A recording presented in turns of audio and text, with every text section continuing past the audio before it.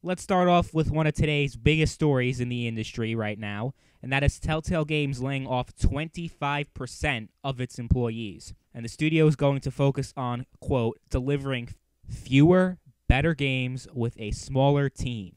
Now, I've made my opinion of Telltale Games well known over recent years, especially with the whole situation with the Batman game. If you don't know what I'm talking about, you should check that video out because I spent almost 40 minutes ranting about a certain thing that happened in the Telltale game last year, Batman. I'm not going to go into it now because it's spoiler territory, and I don't want people who haven't played the game and want to play the game to be spoiled with that.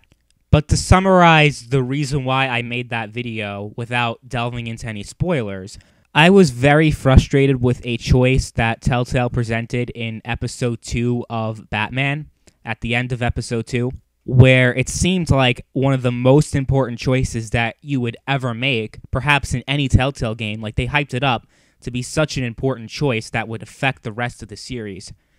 But it wasn't. I played episode 3 hoping that they weren't going to do this, because part of me knew that they were going to do this. Because Telltale has a track record of building their whole game around your choices mattering. The intro to all Telltale games is the choices are tailored. The game story is tailored by the choices you make or something along those lines. And they really try to hype up the fact that your choices affect everything that happens in the game. You see it in their trailers. You see it in everything. You guys know what I'm talking about.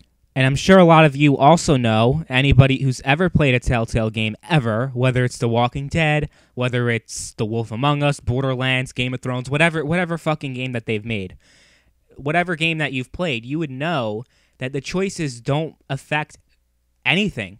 It really doesn't. Name one choice that you had to make in a Telltale game that completely altered the story of the game.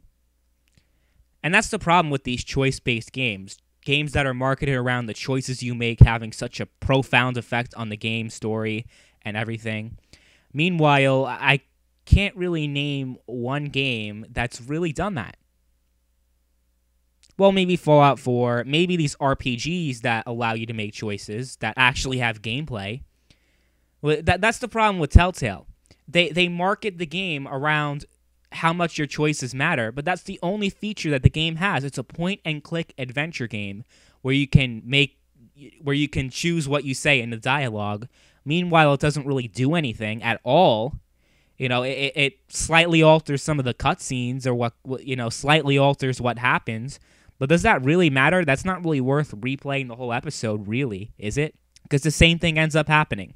Especially when they transition into a second season, you would think that all the shit that you did in the first season really mattered. Meanwhile, it didn't. Yet you do have games with very intricate gameplay features and also has a choice-based dialogue system that actually has a huge effect on future quests in the game. And of course, the first games that I think about when I say that are Bethesda games like Fallout, Skyrim, but it's not just those games. It's not just Bethesda games. There are plenty of other games like RPGs and other games that really have an advanced choice-based system, but they also have, very good gameplay. Mass Effect is another one. And look, you guys can have whatever opinion you have on those games. A lot of people do not like Mass Effect. A lot of people really do not like Fallout 4. Or whatever. That doesn't matter. The point I'm trying to make is that compared to a Telltale game, it's not even a question that these games are a much better value, especially now. You can get Fallout 4 for $20 probably right now at this point. Maybe not in the digital store, but if you go to GameStop or something, you could probably find like a used copy for $20. Meanwhile, a brand new Telltale game, like the new Batman game that came out, Season 2 of the Batman game, or any other recent iteration in in Telltale's lineup of games, new game would cost you $25 for all 5 episodes. So you could probably get, a game that actually has, if you really care about your choices affecting the, future plot of the game or whatever, then I would suggest you play games like Skyrim and Fallout. And even Mass Effect, because those games, a big part of those games' presentation has to do with the choices you make and what's going to happen in the game, in the storyline, if you make choice X or if you make choice Y, and it also affects what kind of quests you get in the future, right? Because I'm sure you guys know how RPGs work. You guys have played Fallout before, and Skyrim, and other, maybe games that are a better representation of the RPG genre, because, games like Fallout and Skyrim aren't really... They're criticized for not staying true to the RPG format. That's a whole nother debate for a whole nother topic. I'm not going to really delve into that can of worms right now.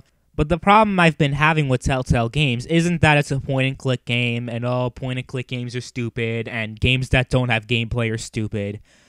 Now, I think episodic games that focus more on a story than the gameplay, that can sometimes be good. Heavy Rain's a good example. I really enjoyed Heavy Rain. It doesn't really have any real gameplay. It's kind of an interactive. I think the developers of Heavy Rain and Beyond Two Souls, and what's the new game that they're coming out with? Detroit Become Human. I forget, the Quantic Dream. That's the name of the developer. They refer to their titles as interactive drama. They don't even refer to their titles as games. They refer to them as interactive dramas. And I'm okay with that. I'm okay with games that actually focus heavily on the story, actually make sure that the writing is great, and that the choices that you make are actually important. Heavy Rain delivered. Whether you liked Heavy Rain or not, whether it was your cup of tea or not, you had to admit that it delivered. Beyond Two Souls, a lot of people, they got a few mixed reviews. People didn't like Beyond Two Souls as much as they liked Heavy Rain, but I like Beyond Two Souls, and when it comes to the choices that you make and the writing, it delivered, in my opinion. Telltale lately, not so much. Walking Dead first season, writing was amazing, okay? I don't think that can really be disputed. However, you look at the more recent Telltale iterations, like especially Guardians of the Galaxy and a lot of these other games that have been coming out lately, even Game of Thrones, the writing hasn't really been that amazing, in my opinion. The last Telltale game that I think really had amazing writing was probably Tales from the Borderlands. This is coming from someone that doesn't even like the Borderlands series. So that's one thing I'll give Telltale credit for. It got me into these game series that I otherwise would have not gotten into, because it kind of got me into Borderlands, because I was not a fan of Borderlands before I played the Telltale game, and now I'm like in love with the Borderlands storyline and the Borderlands, what's the word I'm looking for? Borderlands universe, I guess, right? The same thing actually goes for Game of Thrones. I did not watch the TV show Game of Thrones until after I played the Telltale game, which kind of sucked because a lot of the story was based on events that already happened in the TV show, so I was kind of spoiled. I got a lot of spoilers, from stuff that happened, because I didn't watch the TV show yet until after I played the game, and I believe the game took place in between Season 3 and 4, so there were a lot of things that I knew about beforehand because of the video game. Which, is fine, because I probably wouldn't have watched the TV show otherwise. I probably wouldn't have cared about Game of Thrones. But that's the great thing about video games. It gets you into stuff that you otherwise wouldn't get into. Video games are known for being video games are very immersive, and that's a great thing about video games.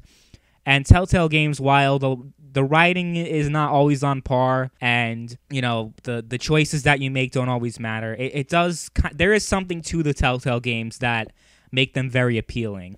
So with all that said, my opinion on this story coming from Telltale Games, with them laying off 25% of their workforce to focus on delivering fewer, better games with a smaller team, I'm honestly mixed about that. I'm very mixed, because on one hand, it's fucking awful that 25% of the workforce is now without a job. I always hate it when somebody loses a job, unless they really deserve it, like if they harass somebody or if they do something really, really, really bad. But it always upsets me when people get fired for something that's really no fault of their own, when it comes to just, the economy, them getting laid off or whatever. Especially in the gaming industry, so many people lose their jobs almost every day. It's horrible. It's awful. How many studios have shut down in the past year alone? A lot of well-known studios as well. 2 weeks ago, EA shut down Visceral, the creators of Dead Space. And I'm not really a big fan of the Dead Space games. I don't really care much for it. But I've seen plenty of Dead Space gameplay. I've played the game a little bit. And while I don't really find it too appealing, I can recognize talent. The guys and gals that put these games together are very talented individuals. So to see people like them losing their jobs is horrible. Now, I assume the reason why Visceral shut down has a lot to do with Battlefield Hardline, because I believe that was the last game that they made, and we all know how that turned out. I know when the first beta came out, I think it was like June 2014. I only remember because I played it. And I actually have me playing the beta on my YouTube channel still, I believe. I remember when the first beta came out, a lot of people were not happy with Battlefield Hardline, said that the game was not even close to being finished, it wasn't ready. It has a lot of work to be done before it should even be considered to be released as a standalone game. A lot of people were criticizing it as just a Cops and Robbers reskin of Battlefield 4 and should just be sold as a DLC of Battlefield 4 instead of being a standalone game. So what EA decided to do was, okay, we're going to delay the game by like about 6 months. I think it was 6 months because it was supposed to come out in like October, because that's usually when they release first-person shooters. But they delayed it and released it in like, March of 2015, I believe. So it was about a 6-month delay. They gave them an extra 6 months to make changes to the game, but it still didn't deliver. People were still disappointed by the way the game turned out. Within a week, the entire player base vanished completely, especially on PC. PC gamers weren't really into that game, and eventually the console player base fizzled out as well.